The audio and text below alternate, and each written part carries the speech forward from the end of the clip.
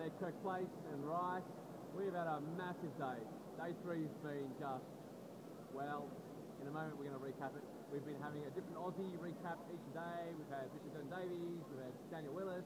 And today, for you, we have a very, very special prize. We have John Anderson, the ex-Deputy Prime Minister of Australia. He's one of the delegates here involved with the Global Leadership stream that's running. And I'm going to introduce you to John.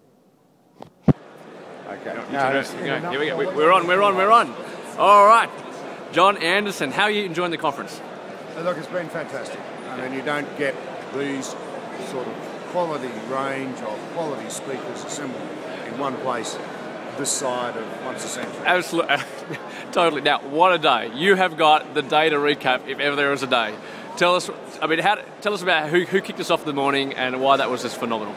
Look, it's been incredible. We've had John Piper give a very clear overview of Ephesians chapter 3, the warning that we must not take the view of God and us and the mess we've made of it lightly. It is Christ that stands between us and a God determined to see justice done. Yeah. And that's very sobering. Totally.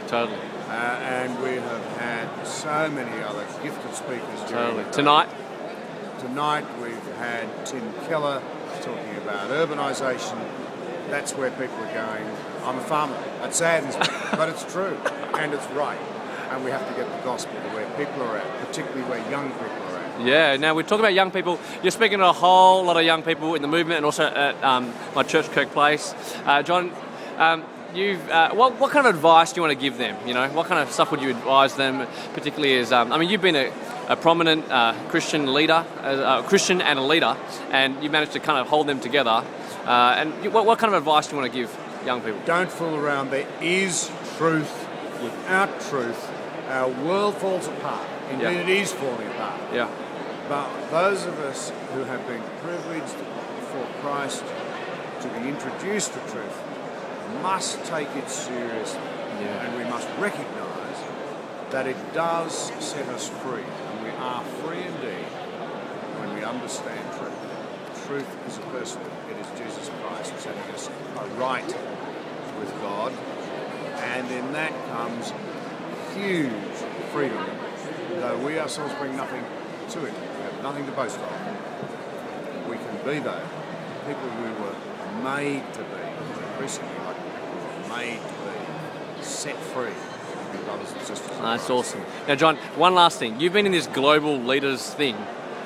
What is that, and what have you been doing in this? You're kind of a separate thing you've been invited to? Yeah. There's a stream happening here for global leadership, business, a whole range of other activities, including politics, and I made a presentation.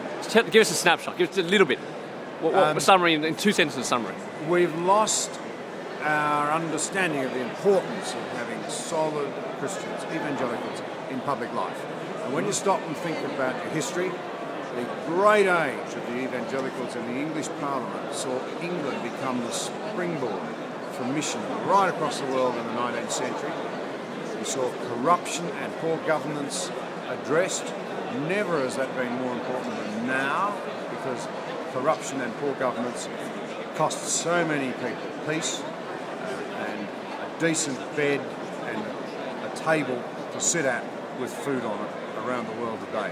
We need to get re-involved in that as part of our holistic approach to reaching people for the gospel. John Anderson, thank you very much. Thank you.